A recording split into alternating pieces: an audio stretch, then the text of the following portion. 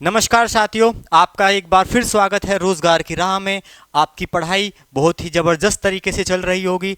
उत्तर प्रदेश री एग्ज़ाम के जितने भी छात्र हैं, एसएससी जीडी के जितने भी छात्र हैं, वह मन लगाकर अपनी पढ़ाई को कर रहे होंगे और उसमें हमारा जो भी योगदान होगा, हमारी जो भी मेहनत होगी, वह भी लगातार हमारी तरफ से चलती रहेगी। हम भूगोल पढ़ रहे हैं और भूगोल में हमने बहुत सारे टॉपिक्स को पढ़ा। यदि मैं पिछले कुछ टॉपिक की बात करूं तो हमने वायुमंडल में उपस्थित गैसों का अध्ययन किया, हमने वायुमंडल की परतों का अध्ययन किया। आज दो चार टॉपिक और हैं, उसको क्लियर करने के बाद हम एक नए टॉपिक पर चलेंगे। लेकिन आज की क्लास में कुछ स्पेशल भी है।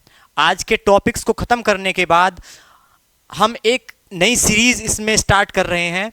हम जितना भी पीछे का पढ़ते आ रहे हैं, हालांकि मैं बहुविकल्पीय प्रश्नों के माध्यम से उसका रिवीजन आपको करा रहा हूं, लेकिन अब मैं हर वीडियो में पीछे के जो भी हमने याद किया है उसका रिवीजन कराने के लिए कुछ क्वेश्चंस उसमें लेकर आऊँगा और आपको याद कराऊँगा। कुछ ऐसे फैक्ट्स जो इम्पोर्टेंट फैक्ट्स हर बार पूछे जाते हैं एसएससी जीडी और यूपी पुलिस जैसे एग्जाम्स में, वह सारे क्वेश्चंस को मैं छाट कर लेकर आया हूं। और हालांकि सारे क्वेश्चंस मैंने आपको कराए हैं अच्छे से, लेकिन रिवीजन के तौर पर मैं उन सवालों को लेकर आया हूं। तो पहले हम अपने उन टॉपिक्स, आज के टॉपिक को पढ़ेंगे और उसके बाद उन महत्वपूर्ण फैक्ट्स को याद करेंगे, बल्कि साथ के साथ मैं आपको याद कराऊंगा। शुरुआत करते हैं आज की क्लास को, जो शुरू हो करेंगे सूर्य ताप से। अब ये तो कंफर्म हो गया कि सूर्य से जो हमें ताप मिलता है वह हमारी ऊर्जा का मुख्य स्रोत है, लेकिन वह ताप जो नीचे आता है वो किस रूप में आता है और उसकी क्या क्या भूमिकाएं हैं, क्या हमें सही में सूर्य ताप की ज़रूरत है या नहीं है, आज उसको समझने की कोशिश करते हैं। सूर्य ताप या सूर्य तप यह हमें लिखा हुआ मिलता है, जिसे इंग्लिश में इंसुलेशन कहते हैं।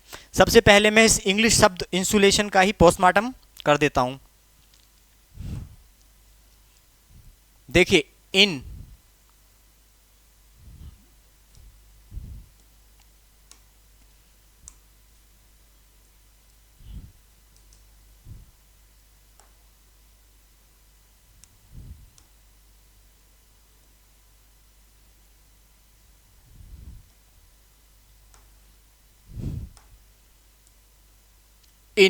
का मतलब होता है इनकमिंग।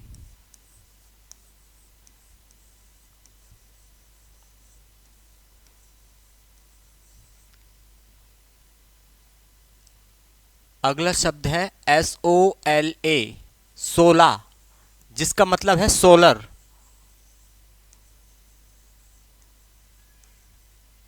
इनकमिंग का मतलब आना, सोलर का मतलब सूर्य की किरणें, और अगला हमारा TION यानी रेडिएशन।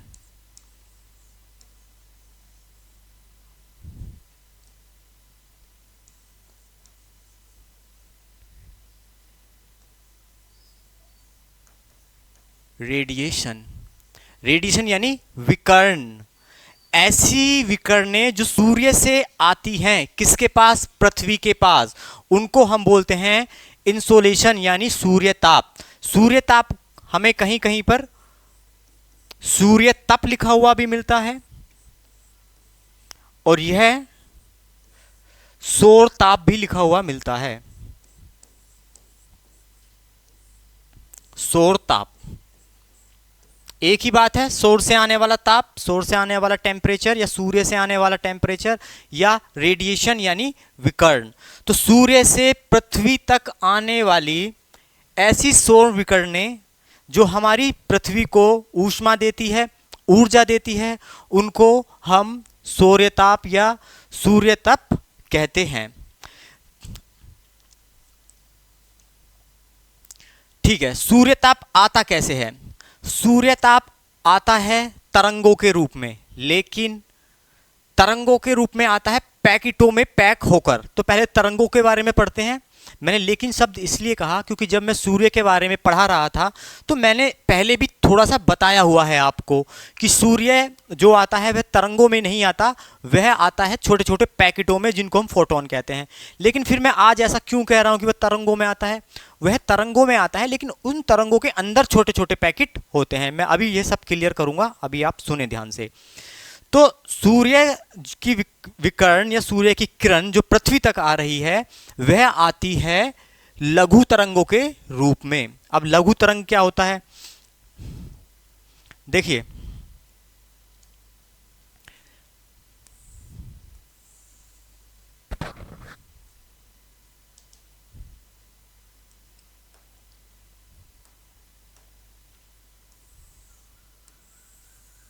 तरंग दैर्घ्य हमने पढ़ा होगा, इस तरीके से तरंग दैर्घ्य, इस तरीके से तरंगे आती हैं ऊपर से सूर्य से पृथ्वी पर। तो ये क्या है? ये इसका फुल रूप है, इसे बोलते हैं दीर्घ, यह इसका दीर्घ रूप है। लेकिन सूर्य प्रकाश अपने दीर्घ रूप में नहीं आता, सूर्य प्रकाश आता है इसके छोटे रूप में। ऐसा क्यों, यह मैं आपको बताऊंगा अभी। यह आता है इसके छोटे रूप में इस तरीके से। दरअसल हमारे वायुमंडल में जो परत है, मैं हमने 5 परतें पढ़ी, तो उन परतों से दीर्घ सूर्य किरण गुजर नहीं सकती, उनको निकलने की अनुमति नहीं है, दीर्घ तरंगों की निकलने की। तो ऊपर से जो दीर्घ तरंगे हैं वह तो टकराने के बाद वापस चली जाती हैं। देखिए, ये अपना पृथ्वी है और यह है अपनी वायुमंडल की परत, और यह है अपनी पृथ्वी। अब सूरज से आ रही हैं किरणें। अगर यह दीर्घ किरण है तो यह इस पृथ्वी से टकराने के बाद वापस चली जाएगी, और अगर यह लघु किरण है तो यह अंदर आ जाएगी। अब अंदर आने के बाद यह टकराकर पृथ्वी के साथ कुछ किरणें दीर्घ हो जाती हैं और कुछ किरणें लघु ही रह जाती हैं। जो किरणें लघु रह जाती हैं वह तो टकराकर वापस चली जाती हैं, और जो टकराने के बाद दीर्घ किरणों में परिवर्तित हो जाती हैं वह यहां से टकराकर फिर वापस ही आ जाती हैं। और ऐसा क्या होता है कि पृथ्वी से टकराने के बाद वह किरणें बड़ी हो जाती हैं? मैं भी आपको समझाऊंगा। ऐसा इसलिए होता है क्योंकि हमारी पृथ्वी भी कुछ तापमान उत्सर्जित करती है। तो कुछ तापमान अपनी पृथ्वी का हो गया, कुछ तापमान उस किरण के अंदर था ही, तो उन दोनों के कॉम्बिनेशन से वह एक बड़ी तरंग बन जाती है। अच्छा, जो नीचे रह गई तरंगें, उसी की वजह से तो ऊष्मा नीचे रह गई। जो यहाँ के वायुमंडल में कण हैं उन्होंने उसको अवशोषित कर लिया, क्षोभ मंडल की बात चल रही है यहाँ पे, तो उसने यहाँ पर गर्मी बना दी। तो क्या ये हमारे लिए नुकसानदायक है? नीचे गर्मी बनी, देखिए नुकसानदायक नहीं है। यदि सारी किरणें यहाँ से चली जाती टकराने के बाद तो क्या होता? हमारे यहाँ पर गर्मी पड़नी बंद हो जाती, फिर सर्दियाँ रहती तो यहाँ पर सब कुछ जम जाता। तो इन्हीं किरणों की वजह से हमारा यहाँ पर संतुलन बना हुआ है। जो लघु किरणें, जो दीर्घ किरणें टकराकर नीचे ही रह गई उनकी वजह से। तो किरणें किस रूप में आई हैं? लघु तरंगों के रूप में। लघु तरंग आती दीर्घ तरंग और लघु तरंग दोनों के रूप में, लेकिन दीर्घ तरंग हमारे वायुमंडल से टकराकर वापस चली जाती हैं, उनको अंदर आने की अनुमति नहीं होती है। लघु तरंगे अंदर आ जाती हैं, वह पृथ्वी की सतह से टकराने के बाद फिर 2 तरंगों में बदल जाती हैं, लघु और दीर्घ में। दीर्घ तरंगे पृथ्वी के अंदर ही रह जाती हैं क्योंकि फिर उन्हें बाहर जाने की अनुमति नहीं होती है, और लघु तरंगे बाहर चली जाती है। इससे क्या होता है? टेम्परेचर मैनेज हो जाता है। अब मैंने बताया था कि यह तरंगों के रूप में तो आती नहीं है, तो फिर मैं ऐसा क्यों बता रहा हूं? देखिए, ऐसा समझिए इसको। मैंने बताया ये ऐसे तरंगों के रूप में आती हैं,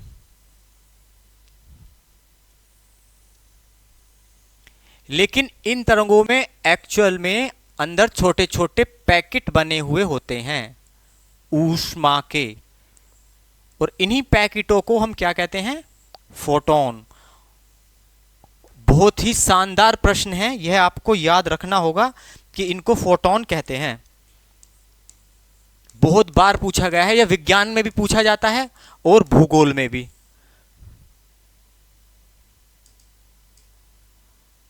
इनको फोटोन कहते हैं। तो जिन तरंगों में प्रकाश पृथ्वी पर आता है वह किस रूप में पाए जाते हैं? वह छोटे छोटे पैकेटों के रूप में पाए जाते हैं और उनको क्या कहा जाता है? उनको फोटोन कहा जाता है। अब यह जो प्रकाश आ रहा है सूर्य से, वो किस माध्यम से आ रहा है? देखिए, मेरी आवाज आप तक पहुंच रही है तो वह किसी माध्यम के से पहुंच रही है। वह माध्यम क्या है? कम्युनिकेशन का माध्यम, यानी सैटेलाइट के थ्रू। यदि आप मेरे सामने होते, मुझे सुन रहे होते, तो मेरी आवाज आप तक कैसे पहुंच रही है? वह पहुंच रही है वायुमंडल की वजह से, क्योंकि हमारे यहाँ पर वायुमंडल उपस्थित है और उसी के कारण मेरी आवाज आप तक पहुंच रही है। लेकिन अंतरिक्ष में जहां पर सूर्य उपस्थित है वहां पर तो वायुमंडल है नहीं। अगर हम वहां पर दो व्यक्ति आपस में बात करते हैं तो एक दूसरे की आवाज नहीं सुन सकते, क्योंकि वहां पर आवाज को चलने के लिए कोई माध्यम या कोई साधन नहीं होता। तो फिर प्रकाश कैसे आ गया? जब प्रकाश, सीधी सी बात है, प्रकाश को चलने के लिए भी माध्यम की आवश्यकता है, तो फिर वह कैसे आ गया जब हमारे अंतरिक्ष में माध्यम नहीं है? तो मैं आपको बता दूं, प्रकाश चलता है विद्युत चुंबकीय तरंगों के रूप में। इलेक्ट्रिक मैग्नेटिक वेव्स और विद्युत चुंबकीय तरंगों को चलने के लिए किसी माध्यम की आवश्यकता नहीं होती है। विज्ञान में आपने अच्छे से पढ़ा होगा, और जो विद्यार्थी विज्ञान वर्ग का है उसने तो जरूर फिजिक्स में पढ़ा होगा, कक्षा 12 की फिजिक्स की किताब में। तो इलेक्ट्रिक मैग्नेटिक वेव्स यानी विद्युत चुंबकीय तरंगे, इनको चलने के लिए माध्यम की आवश्यकता नहीं होती है, और इन्हीं वेव्स के थ्रू ये जो लघु तरंगे हैं, ये जो फोटोन हैं, यह सूर्य से चलकर पृथ्वी तक आता है। तो यह प्रश्न भी बनता है कि सूर्य ताप किन तरंगों के रूप में पृथ्वी पर आता है? तो वह विद्युत चुंबकीय तरंगों के रूप में आता है। ऑप्शन में अभी सोच रहे होंगे कि वहां पर यदि लघु तरंगे लिखा हुआ है, वहां पर लघु तरंगे लिखा हुआ नहीं मिलेगा। यह तो मैंने आपको यहां तक पहुंचाने के लिए इस टॉपिक को लिया। वहां पर दो ही ऑप्शन मिलेंगे, या तो विद्युत चुंबकीय तरंग लिखा हुआ मिलेगा या फोटोन। यदि फोटोन होगा तो विद्युत चुंबकीय तरंग नहीं होगा। अगर दोनों होंगे तो ऑप्शन होगा कि ए व ब दोनों, ए या बी, ऐसे करके होता है ना कि ऑप्शन ए व बी दोनों, इस तरीके से आएगा। तो इस तरीके से सूर्य ताप हमारे पास तक आता है। अब सूर्य ताप का वितरण कैसे होता है हमारी पृथ्वी पर? सामान्य हर जगह पर तो हमें ताप बराबर नहीं मिलता। कहीं पर ताप कम है, कहीं पर ताप ज्यादा है। ऐसा क्यों हो रहा है? देखिए, यह है अपना सूर्य, और हम जानते हैं हमारी नटखट पृथ्वी सीधी नहीं है। वो कैसी है? वो अपने अक्ष पर झुकी हुई है 23.5 डिग्री, और कुछ कुछ पृथ्वी की शेप ऐसे होती है जियोइड के आकार की। अब यहां से जो प्रकाश आ रहा है,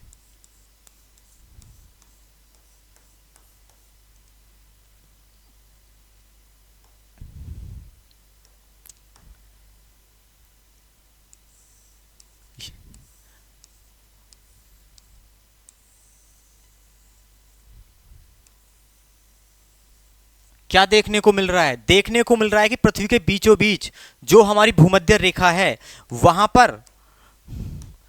पर तो ताप पूरा सीधी किरणें पड़ रही हैं। यहां पर तो इस क्षेत्र में, यदि इस क्षेत्र में किरणें सीधी पड़ रही हैं तो इस क्षेत्र का तापमान क्या होगा? ज्यादा होगा, और इसका नाम क्या है? भूमध्य रेखा।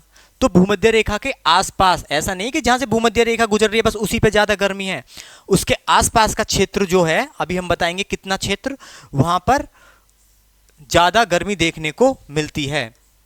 और यहां पर जहां पर किरणें सीधी नहीं पड़ रही है, यानी ध्रुवों के पास, यहां पर तापमान कम देखने को मिलता है। यह हमारे ध्रुव हैं। तो जो सूर्य ताप का वितरण है वह किस हिसाब से हो रहा है? वो हो रहा है कि जहां पर सूर्य की किरणें सीधी पड़ रही हैं वहां पर तापमान ज्यादा देखने को मिल रहा है, और जहां पर सूर्य की किरणें तिरछी पड़ रही हैं वहां पर तापमान कम देखने को मिल रहा है। अच्छा, अगर यहां पर तापमान में यह मानकर चलूं कि अपने भूमध्य रेखा पर तापमान है 100 डिग्री सेल्सियस, मानकर चलूं, तो ध्रुवों पर जो तापमान होगा वह भूमध्य रेखा से 40 डिग्री कम होगा, 40%, 40% कम होगा। यह याद रखने वाला प्रश्न है। ऐसे फैक्ट जो हमें नहीं पता वो तुरंत नोट कर लिया करो। हमको ये तो पता था कि भाई सीधी सी बात है, मैंने पहले भी बताया था कि सीधी रेखाएं भूमध्य रेखा पर पड़ती हैं, इस वजह से यहाँ गर्मी होती है, सब जानते हैं। लेकिन क्या ये पता था कि भूमध्य ध्रुवों पर कितना कम होता है, ताप कम होता है, पता है सर्दियां ज्यादा पड़ती हैं, लेकिन कितनी कम? भूमध्य रेखा से 40% कम टेम्परेचर रहता है ध्रुवों पर। यह हम याद रखेंगे। इस प्रकार सूर्य ताप का वितरण होता है। तापमान का प्रादेशिक वितरण यानी कहां कहां पर कितना कितना तापमान होता है, किस क्षेत्र में कितना तापमान होता है, वह मैं अब आपको बता देता हूं। तो सबसे पहले हम पृथ्वी बना लेते हैं। डिजिटल बोर्ड का यूज करेंगे।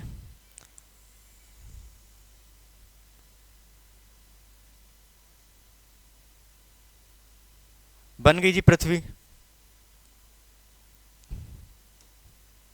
देखिए बीचों बीच क्या है, ये है हमारी भूमध्य रेखा, जिसको हम 0 डिग्री पर मापते हैं। इसके 23.5 डिग्री यदि ऊपर की तरफ चलें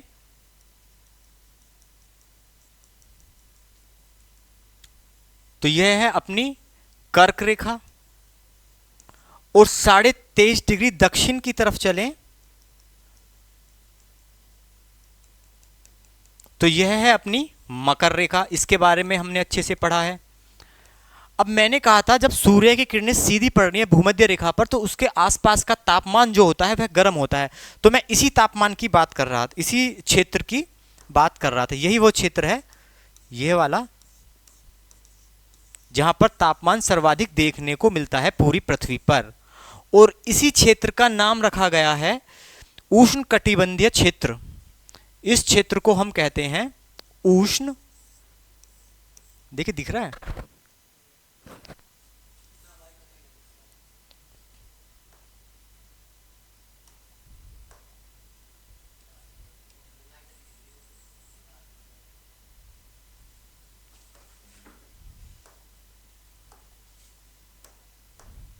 ये जो क्षेत्र है ये वाला 23.5 डिग्री कर्क रेखा का और 23.5 डिग्री मकर रेखा, ये वाला पूरा क्षेत्र, यहां पर सबसे ज्यादा गर्मी पड़ती है, सूर्य की किरणें सबसे ज्यादा यहीं पड़ती हैं। तो इस क्षेत्र का नाम दिया गया है उष्ण कटिबंधीय क्षेत्र। उष्ण कटिबंधीय क्षेत्र भी बोल देते हैं, पेटी भी बोल देते हैं इसको, दोनों तरीके से याद रखेंगे। यहां पर सबसे ज्यादा गर्मी पड़ती है। अब मैं अगर बात करूं उत्तरी ध्रुव पर 66.5 डिग्री जिसे आर्कटिक वृत्त कहते हैं, और दक्षिणी ध्रुव पर 66.5 डिग्री जिसे अंटार्कटिक वृत्त कहते हैं, यहां पर तापमान कम देखने को मिलता है। तो यह जो तापमान यहां का ये वाला क्षेत्र जो है इसको शीतोष्ण क्षेत्र कहते हैं या शीतोष्ण पेटी। ये वाला यहां पर सर्दियां ज्यादा पड़ती हैं तो इसका नाम है शीतोष्ण, शीतोष्ण पेटी या शीतोष्ण क्षेत्र।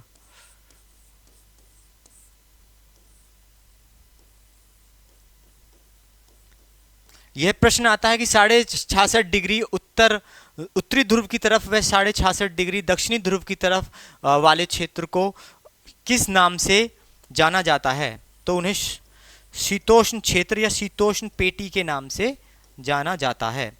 अब क्या बचा? 66.5 के बाद और हमारे 90 डिग्री यानी ध्रुवों के पास,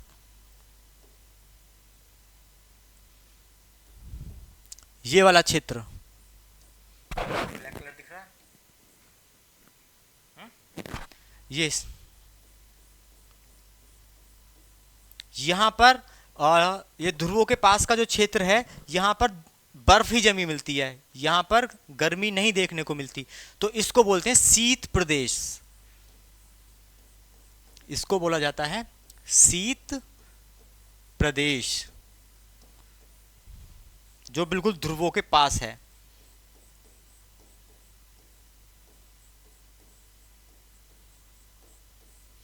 तो सूर्य ताप की वजह से जो हमें परिवर्तन देखने को मिल रहा है वो यह है, यहां पर ज्यादा गर्मी, यहां पर कम, और यहां पर बहुत कम, यानी यहां पे तो बर्फ ही जमी हमें मिलती है।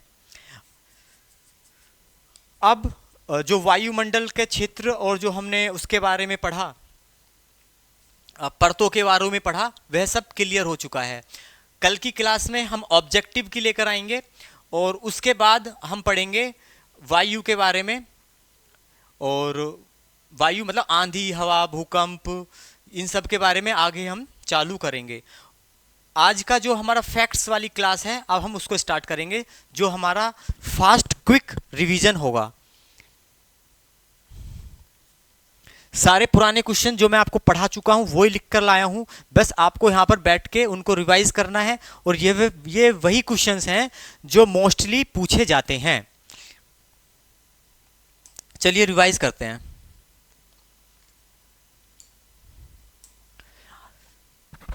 भूगोल के पिता के रूप में कई तरीके के प्रश्न पूछे जाएंगे, तो भूगोल के पिता कहकर तो याद हम कर नहीं सकते, क्योंकि प्रश्न यह भी होगा आधुनिक भूगोल का पिता, व्यवस्थित भूगोल का पिता, ऐतिहासिक भूगोल का पिता और भूगोल का पिता। कई तरीके के प्रश्न यहां पर होंगे। तो आधुनिक भूगोल के पिता के रूप में हमें याद रखना है अलेक्जेंडर वॉन हम्बोल्ट को। व्यवस्थित भूगोल के पिता के रूप में हमें याद रखना है इरेटोस्थनीज को। अब मैंने कहा था यह नाम तो अच्छे से याद कर लो, इन्होंने एक दो नहीं अनेकों खोज की हैं इरेटोस्थनीज ने। कमेंट में डाल दो सारे नाम, जिसने क्लासें ली हैं उम्मीद है वह सारे नाम लिख पाएगा कि क्या क्या काम किया था इन्होंने। उसके बाद ऐतिहासिक भूगोल, यानी शुरुआत जब भूगोल की हुई थी तो तब किस खगोलविद का सबसे ज्यादा योगदान रहा, वह था हेरोडोटस का। तो यदि ऐतिहासिक भूगोल की पूछी जाएगी तो हेरोडोटस होगा, और आधुनिक भूगोल के बारे में पूछा जाएगा तो अलेक्जेंडर वॉन हम्बोल्ट होंगे। और सिर्फ यह पूछा जाए भूगोल के पिता, उसके बीच में कुछ भी नहीं लगा मिलेगा, तो अपना जवाब क्या होगा, हिकेटियस। सिर्फ भूगोल के पिता की बात की जाएगी। वह व्यक्ति जिसने पहली बार पृथ्वी को मापने का काम किया वह कौन है, वह है मिस्टर थेल्स। तो प्रथम पृथ्वी मापनकर्ता का नाम मिस्टर थेल्स। वह व्यक्ति जिसने विश्व ग्लोब का निर्माण किया, जिसकी वजह से पृथ्वी का मानचित्र बनाने में आसानी हुई, वह थे मार्टिन बेहम। यह भी बहुत महत्वपूर्ण है मार्टिन बेहम का। और भारतीय मानचित्र के पिता किसे कहा जाता है, जेम्स रेनेल को। यानी भारत को मानचित्र पर सबसे पहले किसने उतारा था, जेम्स रेनेल ने। सबसे पहले ग्लोब किसने बनाया था, मार्टिन बेहम ने। ये कुछ खगोलविद हैं जिनके नाम याद रखने आवश्यक हैं। अब बात कर लेते हैं थोड़ा सा ग्रहों के बारे में। सूर्य के चारों ओर घूमने वाले पिंड क्या कहलाते हैं, सूर्य के चारों ओर घूमने वाले खगोलीय पिंड ग्रह कहलाते हैं, जिनकी कुल संख्या 8 है, जिनकी कुल संख्या 8 है। और हम जानते हैं इनका क्रम, यदि दूरी के अकॉर्डिंग देखें तो बुध, शुक्र, पृथ्वी, मंगल जो आंतरिक ग्रह थे। बाह्य ग्रहों में बृहस्पति, शनि, अरुण व वरुण।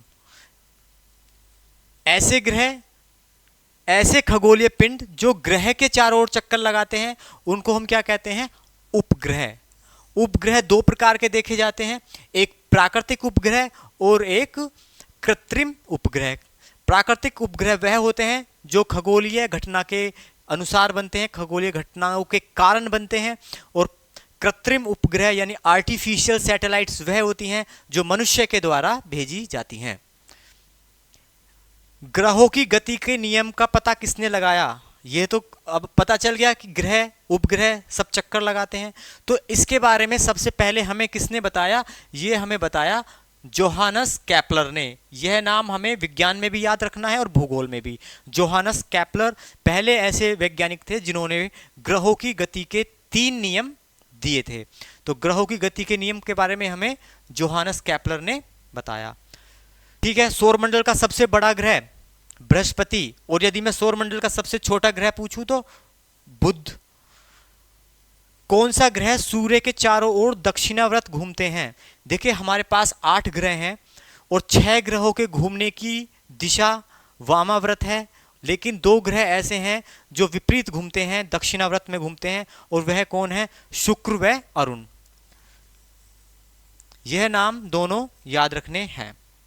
और प्रश्न यह भी बनता है कि कौन से ग्रहों के पास अपने प्राकृतिक उपग्रह नहीं हैं? कमेंट्स में लिख दीजिए 2 ग्रह ऐसे हैं जिनके पास प्राकृतिक उपग्रह नहीं है। ठीक है, अगले प्रश्न पर चलते हैं। निक्स ओलंपिया जो पूरे सौरमंडल का सबसे बड़ा पर्वत है, वह किस ग्रह पर उपस्थित है? आपका जवाब आ गया मंगल। बिल्कुल, मंगल पर उपस्थित है सौरमंडल का सबसे बड़ा पर्वत, जिसका नाम है निक्स ओलंपिया, और यह हमारे माउंट एवरेस्ट से 3 गुना बड़ा है। यह भी मैंने आपको बताया था। अब माउंट एवरेस्ट की ऊंचाई कितनी है? उम्मीद है कि कमेंट्स में मुझे इसका जवाब मिल जाएगा कि माउंट एवरेस्ट। देखिए मेरे साथ साथ आपको पढ़ना भी पड़ेगा, तो जितने भी साथी ईमानदारी से जुड़े हुए हैं वह इस क्लास को अब आगे से जरूर लें। अब हम यूपी पुलिस को ध्यान में रखते हुए, एसएससी जीडी को ध्यान में रखते हुए अपना रिवीजन, अपने फैक्ट्स तेजी के साथ चलाएंगे। आगे का पढ़ते रहेंगे, पीछे का भूले नहीं, यह भी करते रहेंगे। क्लासेस हम लेते हैं, कोर्सेज हम खरीदते हैं इधर उधर से, बाकी प्लेटफॉर्म्स वगैरह से, पूरी क्लास भी देखते हैं, लेकिन हमारा सिलेक्शन नहीं होता। वजह सिर्फ रिवीजन है और कुछ नहीं है। सब टीचर ईमानदारी से, मेहनत से पढ़ाते हैं, एक एक फैक्ट्स ढूंढ कर लाते हैं, लेकिन सबसे बड़ी समस्या है प्रैक्टिस की। जिस भी विद्यार्थी ने, जिस भी मेरे भाई ने ईमानदारी से प्रैक्टिस की है, वो है सिलेक्शन पा लेता है। तो अब हम क्या करेंगे, हम आपको आगे का पढ़ाएंगे लेकिन पीछे का भूलने नहीं देंगे और आपको सिलेक्शन दिलाएंगे। तो आधी क्लास हमारी आगे की होगी और आधी क्लास हमारी रिवीजन की होगी, और साथ के साथ ऑब्जेक्टिव क्वेश्चंस भी हम लाएंगे। और इस बार के ऑब्जेक्टिव जो क्वेश्चंस होंगे वो पीछे के तो होंगे ही, साथ के साथ वो क्वेश्चंस होंगे जो एग्जाम्स में पूछे गए होंगे, यानी टफेस्ट क्वेश्चन निकाल के लाएंगे अब हम आपके लिए। ऐसा नहीं होगा कि बस पीछे का पढ़ा हुआ है, आपको पता है, आपने टिक करा, आपको लगेगा भाई ये तो पढ़ा हुआ था, अब पढ़ के क्या फ़ायदा, अगली क्लास देखेंगे। ऐसा नहीं होगा। अब आने वाली ऑब्जेक्टिव्स की जो भी क्लास होंगी आपकी, उनमें हम टफ क्वेश्चंस को लेकर आएंगे, जिसको देखकर आप हिल जाएं, आपको लगेगा कि हाँ पढ़ने में अब मज़ा आ रहा है। ठीक है, तो ये रिवीजन भी साथ के साथ चलेगा। अच्छा, साथ के साथ आप मुझे ये भी बताओ कि मंगल ग्रह पर हमारे सौरमंडल का सबसे बड़ा ज्वालामुखी भी है।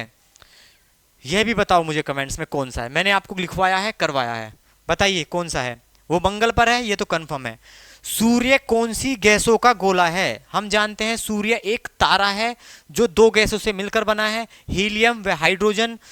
हीलियम व हाइड्रोजन, हीलियम इसमें ज़्यादा है और हाइड्रोजन गैस इसमें ज़्यादा है और हीलियम गैस कम है। तो यह भी हम लोग जानते हैं। किस देश में अर्धरात्रि को सूर्य निकलता है? यह